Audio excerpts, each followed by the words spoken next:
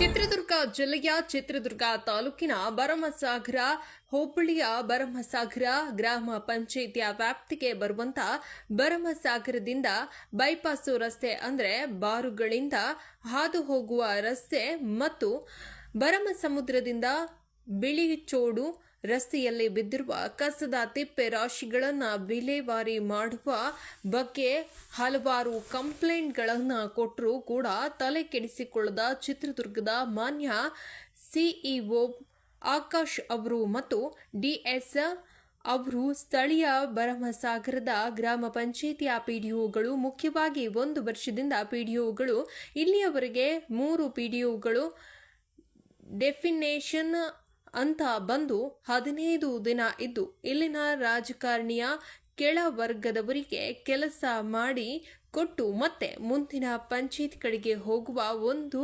ವಾಸ್ತವವನ್ನ ಕಂಡುಕೊಂಡಿದ್ದಾರೆ. ಇದರ ಬಗ್ಗೆ ವರದಿ ಮಾಡಲಾಗಿದೆ. ವರದಿಗಾರರು ಮೋಹನ್ ಕುಮಾರ್, ಚಿತ್ರದುರ್ಗ.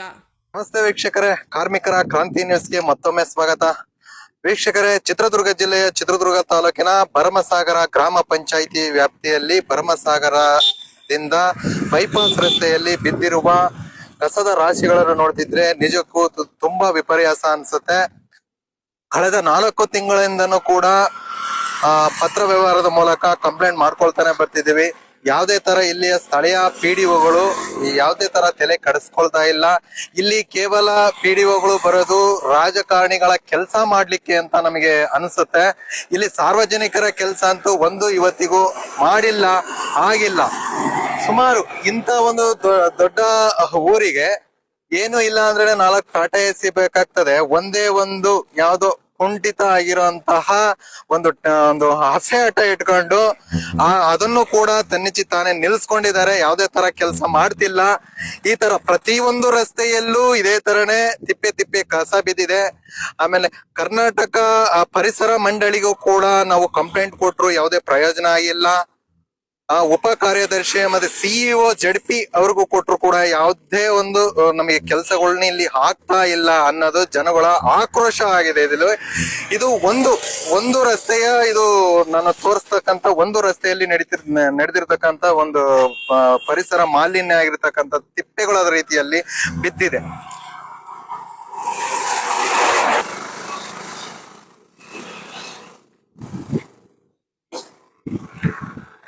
ಇದು ಭರಮಸಾಗರದಲ್ಲಿ ಉತ್ಪತ್ತಿಯಾಗುವಂತಹ ಕೋಳಿ ತ್ಯಾಜ್ಯ ಮತ್ತು ಒಣ ಮತ್ತು ಹಸಿ ಕಸ, ಅಂಗಡಿಗಳ ಮುಕ್ಕಟ್ಟುಗಳ ಕಸ ಪ್ರತಿಯೊಂದು ಇಲ್ಲೇ ಸುರಿಯೋದು. ಅವರಿಗೆ ಯಾವ್ಯಾವ ಜಾಗಗಳು ಹತ್ರ ಆಗುತ್ತೋ ಆ ಜಾಗದಲ್ಲಿ ಸುರ್ಕಂತ ಹೋಗ್ತಾ ಇರೋದೆ ಜನಗಳು. ಪಾಪ ಜನಗಳು ಏನ್ ಮಾಡ್ತಾರೆ, ಗ್ರಾಮ ಪಂಚಾಯತಿಯಿಂದ ಸೌಲಭ್ಯ ಸಿಗ್ಲಿದ್ದು ಜನಗಳಾದ್ರೂ ಏನ್ ಮಾಡ್ತಾರೆ ಹೇಳಿ. ಈ ತರ ಒಂದು ಕೆಟ್ಟ ಪರಿಸ್ಥಿತಿಗೆ ಇಲ್ಲೆಲ್ಲ ಜನಗಳು ಈಡಾಗಿದ್ದಾರೆ. ಆದಷ್ಟು ಬೇಗ ಉಪ ಕಾರ್ಯದರ್ಶಿಗಳೇ, ಸಿಇಒ ಅವರೇ, ಇಒ ಅವರೇ ಇದನ್ನ ಗಂಭೀರವಾಗಿ ಪರಿಗಣಿಸಿ 2 ದಿನದಲ್ಲಿ ಇದನ್ನ ವಿಲೆ ಮಾಡಿಸ್ಬೇಕು ಅಂತ ನೋಡೋಣ. ಸ್ಥಳೀಯರಿಗೆ ಮಾತಾಡ್ಸೋಣ. ಆದ್ರೆ ಪಕ್ಕದಲ್ಲೇ ಒಂದು ಕೆರೆ ಅಂತಕ್ಕಂಥದ್ದು ಇದೆ. ಕೆರೆಯಲ್ಲಿ ನೀರು ಇಲ್ಲಿಂದಾನೇ ಹರಿತದೆ, ಸೇತುವೆ. ಬಟ್ ಈ ನೀರು ಸುಮಾರು ಹಳ್ಳಿಗಳಿಗೆಲ್ಲ ಹೋಗ್ತದೆ. ಇಲ್ಲಿಂದ ಮಾಲಿನ್ಯ ಹಾಕ್ಬಿಟ್ಟು ಹೋಗೋದ್ರಿಂದ ಚೆಕ್ ಡ್ಯಾಮ್ಗಳಲ್ಲೆಲ್ಲ ಈಜ್ ಹೊಡಿತಾರೆ ಜನ, ಹುಡುಗರು.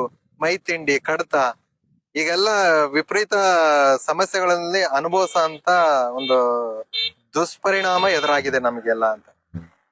ಕಟ್ ಮಾಡಿ ಸರ್. ಈ ಭರಮಸಾಗರದಲ್ಲಿ ಬಿದ್ದಿರೋ ಕಸದ ಬಗ್ಗೆ ಏನ್ ಹೇಳ್ತೀರಾ ಸರ್? ಇದ್ರ ಬಗ್ಗೆ ಇಲ್ಲಿ ಎಷ್ಟು ಜನ ಬಿದ್ದು ಆಕ್ಸಿಡೆಂಟ್ ಆಗ್ತಿರೋದ್ರಿಂದ ನಿಮಗೆ ಏನ್ ಅನ್ಸುತ್ತೆ ಸರ್? ಸರ್, ನಮ್ಗಂತೂ ರಾತ್ರಿ ಹೊತ್ತು ಓಡಾಡಕ್ಕೆ ಆಗ್ತಿಲ್ಲ. ಯಾಕಂದ್ರೆ ನಾಯಿಗಳು ಅಟ್ಯಾಕ್ ಮಾಡ್ತೇವೆ. ಗಾಡಿ ಮೇಲೆ 2 ವೀಲರ್ ಬರ್ಬೇಕಂದ್ರೆ ರಾತ್ರಿ ಹೊತ್ತು ಓಡಾಡ್ತಿರ್ತೀವಿ. 2 ವೀಲರ್ ಬಂದ್ರೆ ಮೈ ಮೇಲೆ ಬರ್ತವೆ. ಆಮೇಲೆ ಆಕ್ಸಿಡೆಂಟ್ಗಳು ಬೇರೆ ಆಗ್ತಿದಾವೆ. ಅದ್ರಗೋಸ್ಕರನೇ ಬಹಳ ಆಕ್ಸಿಡೆಂಟ್ ಆಗ್ತಿದಾವೆ. ಇಲ್ಲಿ ಸ್ಥಳೀಯ ಪಂಚಾಯತಿಗೆ ಏನೋ ಕಂಪ್ಲೇಂಟ್ ಕೊಟ್ಟರೆ ಬಹಳ ಜನ ಹೇಳಿದಾರೆ, ಆದ್ರೂ ಯಾರು ಕ್ರಮ ತಗೊಂತಿಲ್ಲ. ಸ್ವಲ್ಪ ದಿನ ಕ್ಲೀನ್ ಮಾಡಿಸ್ತೀವಿ ಅಂತ ಹೇಳಿ ಮಾಡಿಸಿದ್ರು, ಅಲ್ಲಿ ಆಗ್ತಿದ್ರು. ಅಲ್ಲಿಂದ ತಂದು ಇವಾಗ ಇಲ್ಲಿ ಆಗ್ತಾ ಇದಾರೆ. ಈಗ ಏನ್ ಮಾಡ್ಬೇಕಂತಾನೆ ಗೊತ್ತಾಗ್ತಿಲ್ಲ ನಮ್ಗಂತೂ. ಓಡಾಡಕ್ಕೆ ಭಯ ಆಗುತ್ತೆ ರಾತ್ರಿ ಹೊತ್ತು. ಹೌದು, ಇದು ಭರಮಸಾಗರದಲ್ಲಿ ಇದೊಂದೇ ರಸ್ತೆನೇ ಎಲ್ಲಾ ರಸ್ತೆಗಳನ್ನ ಹಿಂಗೆ ಮಾಡಿದ್ದಾರೆ. ಆ ರಸ್ತೆಯಲ್ಲಿ ಗಲೀಜ್ ಆಗ್ತಿತ್ತು, ಈಗ ಅದನ್ನ ಕ್ಲೀನ್ ಮಾಡಿಸಿದ್ರೆ ಈಗ ಇದನ್ನ ಸ್ಟಾರ್ಟ್ ಮಾಡಿದ್ದಾರೆ. ಈಗ ಎಲ್ಲಾ ರಸ್ತೆ ಭರಮಸಾಗರ ಸುತ್ತಮುತ್ತ ಹೋಗ್ಬೇಕಂದ್ರೆ ಬರೀ ಕೋಳಿ ಫಾರ್ಮ್ ಹೋಗ್ತಾ ಕೆಲಸ ಆಗ್ಬಿಟ್ಟಿದೆ. ಕೋಳಿ ಅಂಗಡಿ ಅಂತ ಜಾಸ್ತಿ ಗಲೀಜು, ಅಡಿಕೆರು ಅಡಿಕೆ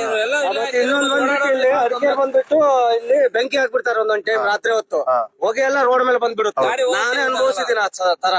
ಗಾಡಿ ಹೊಗೆಯಲ್ಲಿ ಯಾವ ಕಡೆ ಹೋಗ್ಬೇಕಂತ ಗೊತ್ತಾಗಲ್ಲ. ಆ ಕಡೆಯಿಂದ ಒಂದ್ ಗಾಡಿ ಬಂದ್ರೆ ಆಕ್ಸಿಡೆಂಟ್ ಆಗಿ ಹೋದ್ರ ಇದಕ್ಕೆಲ್ಲ ಯಾರು ಹೊಣೆ ಕೊಡ್ತಾರೆ? ಯಾರು ಜವಾಬ್ದಾರಿನೂ ತಗೋತಾ ಇಲ್ಲ ಇದಕ್ಕೆ. ಕೇಳಿಸ್ಕೊತಿದ್ದೀರಾ? ಈ ಸಿಇಒ ಅವರೇ, ಚಿತ್ರದುರ್ಗ ಸಿಇಒ ಅವರೇ, ಉಪ ಕಾರ್ಯದರ್ಶಿಗಳೇ, ಕೇಳಿಸ್ಕೊತಿದ್ದೀರಲ್ಲಿ ಸಾರ್ವಜನಿಕರ ಮಾತು? ಎಲ್ಲವ್ರಿ ರವಿಕುಮಾರ್ ಇವ ಅವ್ರೆ, ಬರ್ರಿ ಈ ಕಡೆ ಬನ್ನಿ, ಒಂದ್ಸಲ ಬಂದು ಒಂದ್ಸಲ ನೋಡ್ ಬನ್ನಿ. ಇಲ್ಲಿ ವಾರಕ್ಕೆ 2 ಆಕ್ಸಿಡೆಂಟ್ಗಳು ಆಗ್ತದೆ. ಕೇಳೋರಿಲ್ಲ, ನೋಡೋರಿಲ್ಲ, ಹೇಳೋರಿಲ್ಲ. ಇದು ಹೊಣೆಗಾರಿಕೆ ಯಾರು? 4 ತಿಂಗಳಿಂದನೂ ಕೂಡ ನಿಮಗೆ ಕಂಪ್ಲೇಂಟ್ ಮೇಲೆ ಕಂಪ್ಲೇಂಟ್.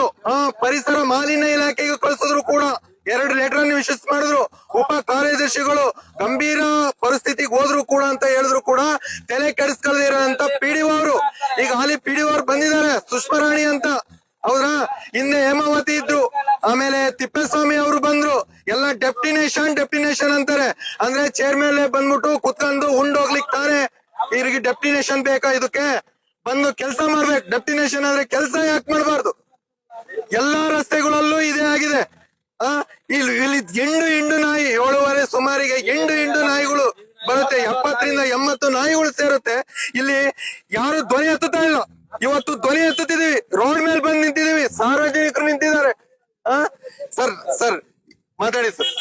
ನೋಡ್ ಸರ್, ನಾನೇ ಕಣ್ಣಾರೆ ಒಂದ್ 5-6 ನಾಯಿಗಳಿಗೆ ಆಕ್ಸಿಡೆಂಟ್ ಆಗಿ ಪಲ್ಟಿ ಹೊಡೆದು ಬಿಟ್ಟಿದ್ದಾರೆ.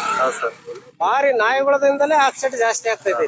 ಇಲ್ಲಿ ಕೋಳಿದೆಲ್ಲ ಗಲೀಜೆಲ್ಲ ತಂದು ಹಾಕ್ತಾ ಇದಾರೆ. ಬಹಳ ಮಲಿನತೆ, ವಾಸನೆ, ಮೂಗು ಮುಚ್ಚಿಕೊಂಡು ಓಡಾಡ್ಬೇಕು.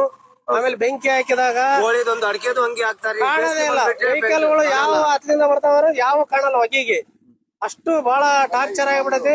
ಈ ಬರೇ ರಸ್ತೆಗಳೇ ಇವರಿಗೆ ಮಲಿನತೆ. ಸರ್, ಈಗ ಹಿಂದೆ ಒಬ್ಬರು ಪಿಡಿಒ ಇದ್ರು, ಲೋಕಾಯುಕ್ತ ಟ್ರ್ಯಾಪ್ ಆಗೋದ್ರು. ಅಲ್ಲಿಂದ ಇಲ್ಲಿಗೆ ಒಂದು ಪಿಡಿಒನು ನಿಲ್ತಾ ಇಲ್ಲ. ಯಾಕೆ ಸರ್? ಸಮಸ್ಯೆ ಏನ್ ಸರ್ ಇಲ್ಲ? ಸಮಸ್ಯೆ ಅವ್ರ ಅಧಿಕಾರಿಗಳಿಗೆ ಬಿಟ್ಟಿದ್ರಿ. ನಾವ್ ಎಷ್ಟು ಹೇಳಿದ್ರು ಅವ್ರು ಏನ್ ಗಮನಕ್ಕೆ ಹಾಕಂತ ಇಲ್ಲ. ಅವ್ರ ಸಮಸ್ಯೆ ಸಾರ್ವಜನಿಕರಿಗೆ ಏನ್ ಗೊತ್ತಾಗುತ್ತೆ? ನಾವ್ ಹೇಳ್ತಿದೀವಿ ಇವಾಗ ಈ ತರ ಆಗಿದೆ ಅಂತ. ದುಡ್ಡು ಹೊಡೆಯೋ ವ್ಯವಹಾರ, ಸರ್ಕಾರದಿಂದ ಲೂಟಿ ಹೊಡೆಯೋ ಮಾತ್ರ ಅವ್ರಿಗೆ ಗಮನಕ್ಕೆ ಬರ್ತವೆ. ಹೌದು, ರಾಜಕಾರಣಿಗಳ ಕೆಲಸಗಳಿಗೆ ಮಾತ್ರ ಇಲ್ಲಿ ಪಿಡಿಒ ಬೇಕು. ದುಡ್ಡನ್ನು ಹೆಂಗ್ ವಸೂಲಿ ಮಾಡಕ್ ಅನ್ನೋದು ಅಷ್ಟೇ ಅವರಿಗೆ ಗಮನಕ್ಕೆ ಬರ್ತೈತಿ ಹೊರತು ಸಾರ್ವಜನಿಕರು ಸಾಯೋದು ಗೊತ್ತಿಲ್ಲ, ಒತ್ತು ಬೀಳೋದು ಗೊತ್ತಿಲ್ಲ. ಅವ್ರ ದೇಶನೆಲ್ಲ ಈ ಮಲಿನತೆಯಿಂದ ಕೂಡಿಸ್ಬೇಕಂತಲೇ ಅವ್ರು ನಿಂತು ಬಿಟ್ಟಿದ್ದಾರೆ. ನಾಯಿ ಮನುಷ್ಯರಿಗೂ ಬಿಡಲ್ಲ. ಆಮೇಲೆ ನಾಯಿ ಹೊಡೆಯಕ್ ಹೋದ್ರೆ ನಾಯಿಗಳೇ ನಮ್ಮನ್ನ ತಿನ್ನೋ ಲೆವೆಲಿಗೆ ಆಗ್ಬಿಡದಾವೆಲ್ಲ. 100 ನಾಯಿಗಳು ಬಹಳ ಟಾರ್ಚರ್ ಆಗ್ಬಿಡತ್ರಿ. ಬರೀ ಆಕ್ಸಿಡೆಂಟ್. Thank you sir. ಕಾರ್ಮಿಕರ ಕ್ರಾಂತಿಯಿಂದ ಭರಮಸಾಗರ ಪ್ರಜೆಗಳು ಮಾತಾಡಿದ್ದು ಕೇಳಿಸ್ಕೊಂಡಿದ್ದೀರಾ? ಇದನ್ನ ಎಚ್ಚೆತ್ಕೋಬೇಕು ಅಂತಂದ್ ಹೇಳ್ತೀರಾ? ಅಣ್ಣವ್ರು ಏನೋ ಮಾತಾಡೋದಿದ್ಯಾ? ಏನಿಲ್ವಾ? ಓಕೆ, ಧನ್ಯವಾದಗಳು.